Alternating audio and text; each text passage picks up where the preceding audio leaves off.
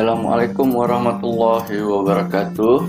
Okey, hari ini kita akan belajar bahasa Melayu dengan saya ya. Okey, apa yang kita nak belajar pada hari ini? Okey, cikgu tak nak bagi tahu dulu apa yang kita nak belajar tajuk utamanya. Okay, yang kita nak belajar sendiri, kamu kena tengok dahulu video yang akan cikgu paparkan ini. Kemudian kamu fikir-fikir apa yang ada dalam kepala kamu tentang video yang kamu tonton ini. Okey ya? Ada. Okey. Alright. Okay. Ini ya videonya, kita akan tonton. Pada minggu lepas, SK mula, Undang telah Baik, mengadakan sila satu bagi perhatian. pementasan drama sempena Minggu Bahasa Melayu bertajuk Jangan Toleh Belakang. Pementasan itu dimulakan dengan seorang nenek melarang menoleh ke belakang lalu berkata, "Jangan toleh belakang." Tajuk pun dah seram kan? Drama itu diteruskan Tajuk seram apabila cerita ni. suatu malam nenek tersebut meminta cucunya mencari sesuatu untuknya dengan berkata, "Harap cucu dapat carikan barang-barang yang nenek mahu." Cucu nenek itu berjanji akan menunaikan permintaan tersebut. Cucu nenek itu menuju ke sebuah kampung dan bertemu dengan seorang wanita. Dia cuba mendapatkan barangan yang diminta oleh nenek. Namun, dia telah dihalau dan disuruh keluar daripada rumah wanita itu. "Pergilah kamu dari sini. Aku tidak dapat memberikan barang-barang yang kamu minta." Lelaki itu terpaksa pulang dengan rasa kecewa kerana tidak dapat menyediakan barangan yang diminta oleh neneknya. Dalam perjalanan pulang, dia bertemu dengan seorang lelaki yang ingin membantunya. Lelaki itu telah menjemputnya masuk ke dalam rumah. "Jemputlah masuk ke rumah saya. Nanti saya akan berikan barang-barang yang kamu perlukan." Akhirnya, dia berjaya mendapat barangan yang diperlukan oleh nenek dan pulang dengan perasaan gembira. Pementasan drama ini diakhiri dengan ketukan gemuruh daripada penonton. Okey. Itulah video yang kamu tonton tadi. Macam mana? Seram. Dengar tajuk tadi pun seram. Lepas tu kita tengok video dan cikgu sendiri pun tak berapa nak faham apa yang cerita tentang video tadi. Tapi bukan jalan cerita tu yang kita nak belajar hari ini. Apa yang kita nak belajar pada hari ini ada kaitan dengan ayat-ayat yang telah pun diucapkan oleh watak-watak dalam video tadi. Ada beberapa ayat yang disebutkan. Yang pertama, tajuk dia sendiri, "Jangan Toleh Belakang." Okey, itu tajuk yang pertama. Jangan toleh belakang, ayat yang pertama. Kemudian, nenek itu bercakap lagi kepada cucunya. Harap cucu dapat carikan barang-barang yang belakang cikgu tak ingat. Okey, harap cucu dapat carikan barang nenek. Seterusnya, lepas cucu dah jumpa seorang perempuan, yang perempuan itu pula bercakap, "Pergi dari sini." Pergilah dari sini. Aku tak ada barang-barang yang dia minta tu kan tadi. Dan akhir sekali ayat yang diucapkan oleh seorang pakcik tadi tu, masa dia nak balik, dia cakap, "Jemputlah masuk ke rumah saya." Okey. Setakat ini, daripada apa yang cikgu sebut 4 ayat tadi, kamu dapat fikir tak apa yang kita nak belajar hari ini? Apa yang kita nak belajar pada hari ini? Ada dalam kepala kamu? Okey ya? Okey, kita teruskan Alright. Yang seterusnya, ayat-ayat yang disebut tadi ialah ayat yang diucapkan untuk menyuruh seseorang melakukan sesuatu. Okey, bila cikgu dah keluarkan ayat ini kan, kamu tengok ayat ke atas ni, kamu ada dah ada dalam kepala kamu tak apa yang kita nak belajar pada hari ini? Apa tajuk dia? Okey. Tajuk pada hari ini ialah ayat perintah. Asalnya kita dah belajar dulu Kita dah belajar dulu tentang kata perintah. Ini kita nak belajar ayat perintah. Okey, apa itu ayat perintah? Ayat perintah, ayat yang diucapkan untuk menyuruh seseorang melakukan sesuatu. Tengok macam apa? Pakcik ni dia suruh bini dia masak kot. Nampak?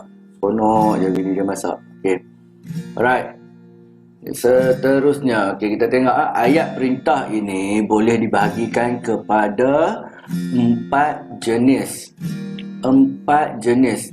Kalau dulu dalam kata perintah pun memang dibagi tahu kalau kata perintah pun ada 4 jenis juga. Dia sama je. Cuma bila ayat perintah ni dia lengkaplah ayatnya. Kalau kata perintah, perkataan yang digunakan. Jom kita tengok apa 4 jenis itu. Yang pertama, ayat suruhan. Yang kedua, ayat larangan. Okey, lagi 2 apa? Tahu tak kamu? Kamu ingat tak? Ingat tak? Apa yang ketiga? Boleh teka?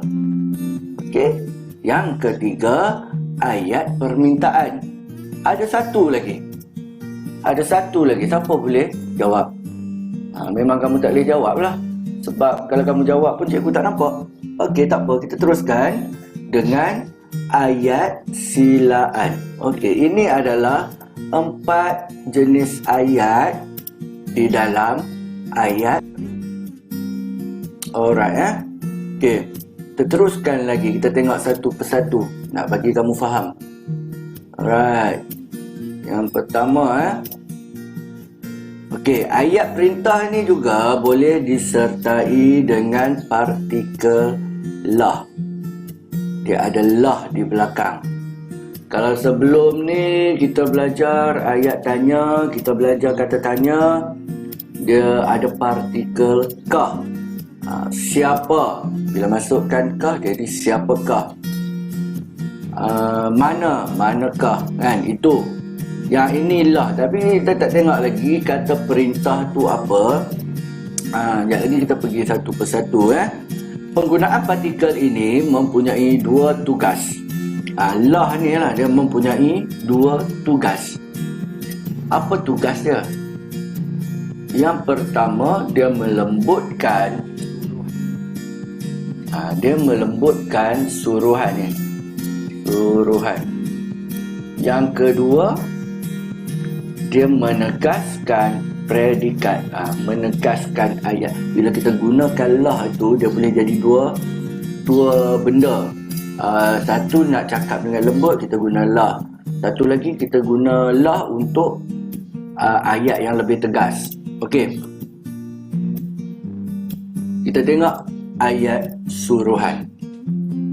Ayat suruhan ialah ayat yang bertujuan untuk memberikan arahan atau perintah kepada seseorang. Dia menyuruh. Biasanya kata ganti nama orang kedua yang bertugas sebagai subjek digugurkan. Jom kita tengok macam mana sat lagi. Walau bagaimanapun, subjek ini dikekalkan untuk tujuan penegasan. Contoh. Okey. Kamu tengok gambar. Apa dalam fikiran kamu, apa ayat yang kamu boleh bagi? Apa ayat yang kamu boleh buat dengan gambar tersebut? Kamu fikir sebelum cikgu bagi satu contoh. Alright. Ni ayah, ni anak. Siapa yang minta tolong ni? Siapa yang minta tolong? Okay, jom kita tengok contoh ayatnya. Tolong ayah cangkul tanah ini. Mana kata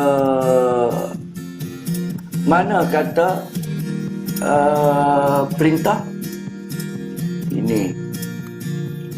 Ini kata perintah. Faham? Itu adalah kata perintah. Tolong. Jadi bila kita buat ayat perintah ini, dia lengkap semua ni. inilah ayat perintah. Okey. Okey, kita teruskan lagi contoh yang kedua. Dalam ayat ini, mana pula kata perintahnya? Mana kata perintahnya? Sila gunakan sapu tangan untuk mengelak tangan kamu. Ini kata perintah. Okey, sila gunakan sapu tangan untuk mengelak tangan kamu. Ya. Jadi kalau kita tengok jenis suruhan ni ada apa? Tolong, sila, apa lagi ada? Itu Baik.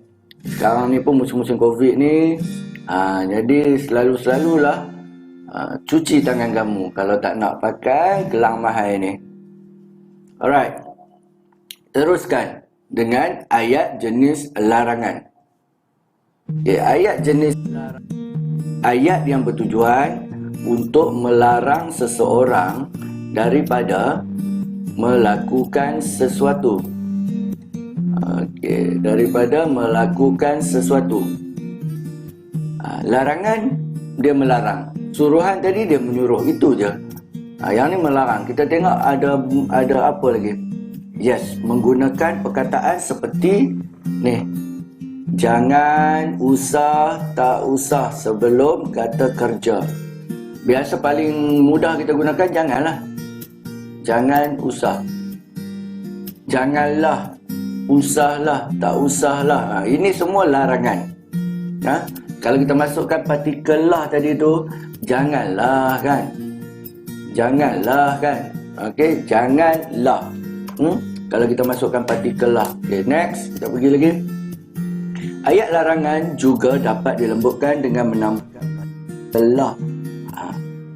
Dia boleh jadi jangan buang sampah di sini. Itu satu. Satu lagi bila kita masuk partikel lah. Janganlah buang sampah di sini. Okey, nampak ayat dia berbeza walaupun maksudnya yang nak sampaikan itu sama. Dia menegaskan jangan buang sampah kan. Tapi bila kita bercakap dengan orang, contohnya kita bercakap nak bagi dia tidak terasa hati ke, kita nak lembutkan ayat dia, kita boleh masukkan partikel lah. Jadi nampak lembut sikit. Janganlah kan. Faham Okey. Next. Okey, ini contoh contoh ayat jenis larangan. Nampak? Ni cikgu tengah marah. Cikgu ni tengah marah murid. Tengah marah ke, tengah nasihat, tak tahu. Kita tengok contoh ayat. Okey. Jangan ulangi kesilapan kamu. Nampak tegas kan? Jangan ulangi kesilapan kamu. Okey, ataupun satu lagi bila kita masukkan partikel lah, dia mungkin boleh jadi lembut sikit. Janganlah ulangi kesilapan kamu ini.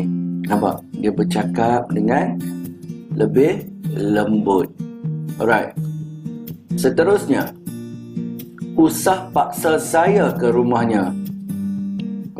Masukkan partikel lah, usahlah paksa saya ke rumahnya. Dia nada akan menjadi lebih lembut apabila kita bercakap macam tu. Nampak? Oh, ini mungkin dia nak kahwin kot. Gambar dia nak kahwin. Dia kena paksa kahwin kan. Pakai smart sangat ni, pakai baju Melayu. Alright, baik. Kita pergi pula kepada ayat jenis silaan Menggunakan kata silaan seperti sila, jemput dan mari sebelum kata kerja dengan tujuan mempersilakan atau menjemput seseorang. Alright. Biasanya digunakan pada permulaan ayat. Ya. Tadi cikgu lupa nak masukkan yang tadi ayat apa tadi? Suruhan, larangan.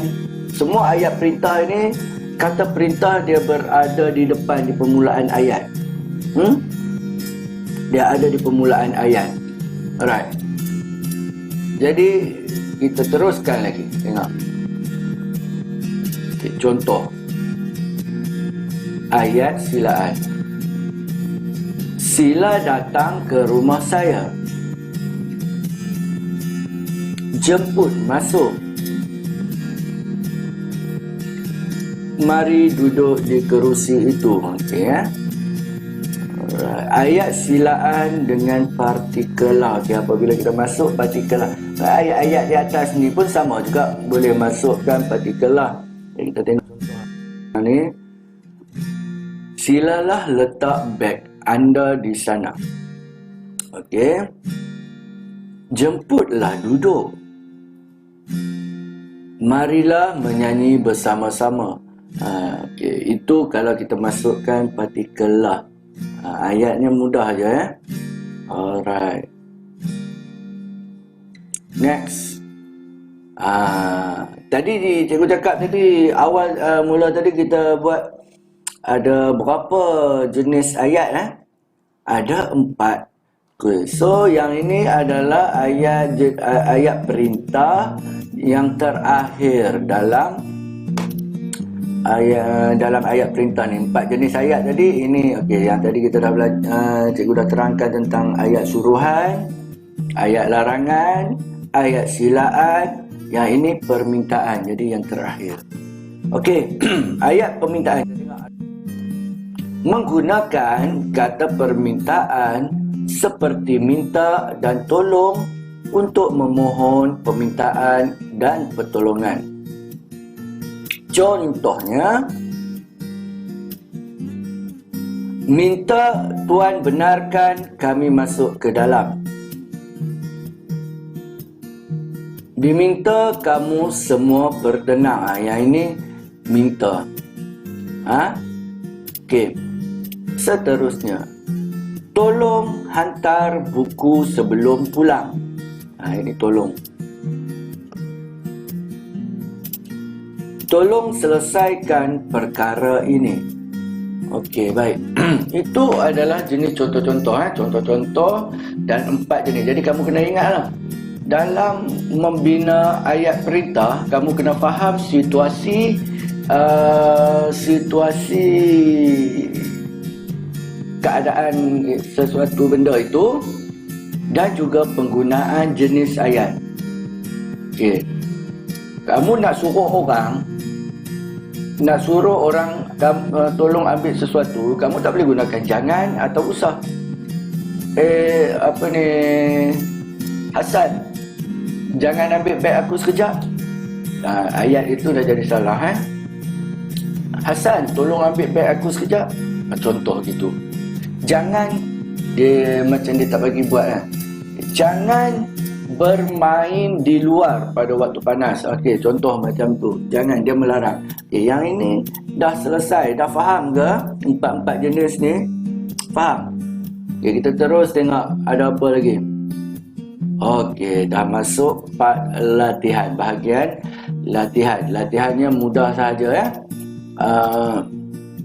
tak susah mana pun. Okey, yang pertama, senaraikan kata perintah berdasarkan 4 jenis tadi lah. 4 jenis ayat 4 jenis ayat perintah tadi suruhan, larangan, silaan, permintaan. Okey, jadi kata-kata perintah kamu kena faham. Ini kata perintah. Yang ni dia tanya kata perintah. Yang nombor 1 ni senaraikan kata perintah. Jadi kalau suruhan, perkataan kata perintah apa tadi yang kita gunakan? Larangan, apa kata larangan tadi? Silaan, kata silaan, dan permintaan, kata permintaan apa tadi?